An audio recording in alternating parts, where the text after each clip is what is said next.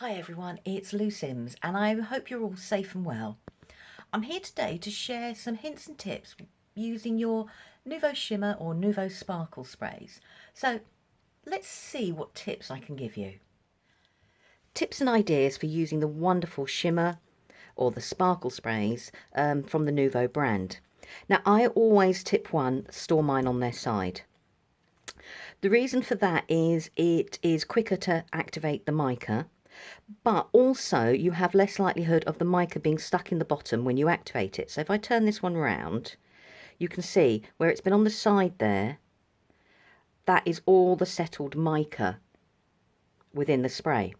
Now, personally for me, if you just gently roll and gently activate the two together, so you're mixing the mica with the pigment colour within the spray.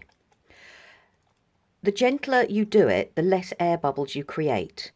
And although we don't want the mica to go up the actual straw, we don't also want air bubbles. Air bubbles affect the way we spray. So it's just doing nice gentle rolls back and forth. If you prefer, just roll it back and forth across your table, and you just carry on going until everything is mixed together. I can still see there's some to be mixed, so I can just keep going.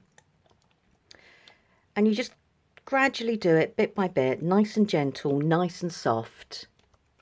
And the two will slowly combine together to create that beautiful shimmer that we want when we spray. So if I have a look round, there's still a little bit there, but I can see it's moving within. So just by doing a gentle roll, even this way, I'm mixing up the product together.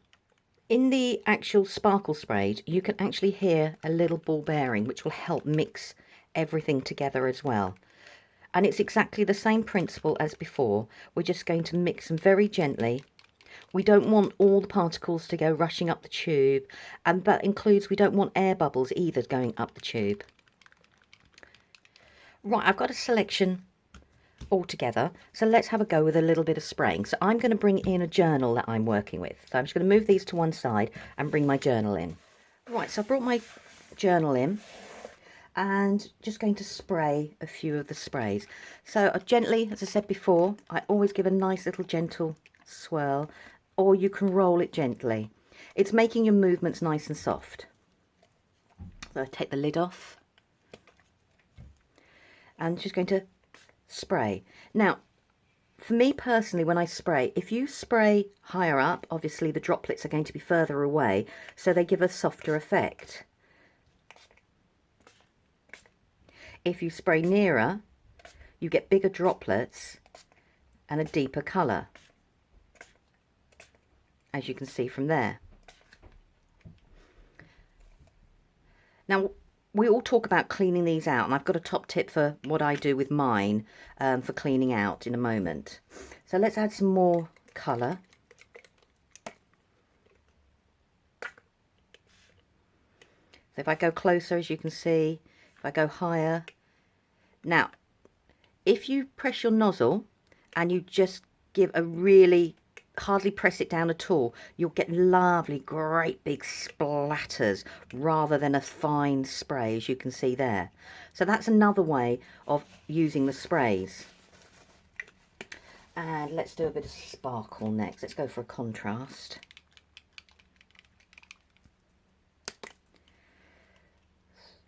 So I'm just going to go right quite high up, and then I'm going to go a little bit closer. As you can see, it creates a more of a detailed pattern closer by.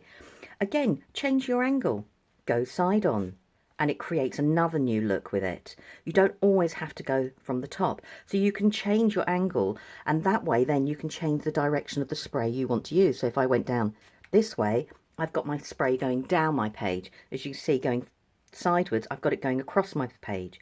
So there's lots of different ways you can use the sprays. So I'm going to put the book to one side because obviously that's not a finished page, but that was to give you some ideas about the sprays. So change direction, go high up to create a beautiful soft look, go really close in to create deeper spatters, gently just push down the nozzle And I mean, just push it down and you get great big splatters. So there's lots of different ways you can use the sprays. So let's just move that to one side. And I'm going to bring in my water. Now we all know that once we've finished with our sprays, we have to clean the nozzles. So let's just, I'm just going to take that out. And I'm going to put it in some water to clean it. But what I like to do is not to waste it. I will use it on my mop-up, as you can see, or I will use it straight away into a journal. So I'm not wasting that spray. So I'm going to keep going until it goes clear. And that's then the tube clean. Now this is on the outside. I like to clean the outside bit too. Not for any other reason other than in my head, I now know the whole of that nozzle's clean. So I clean that part there. I will also clean the nozzle part up here and just double check there's nothing caught in there, because that keeps that nice and free. And then the other thing I do is I actually take the tube away. Now the tube does come away and then it just fits nice and neatly back in.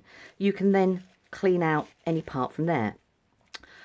And what I do, I actually put this part back in without the tube. So I'm going to put my lid back on so it doesn't go that way. And then what I do is I just get an elastic band and I just put it around my bottle. And then I just put my tube there. So I now know that tube goes with that bottle.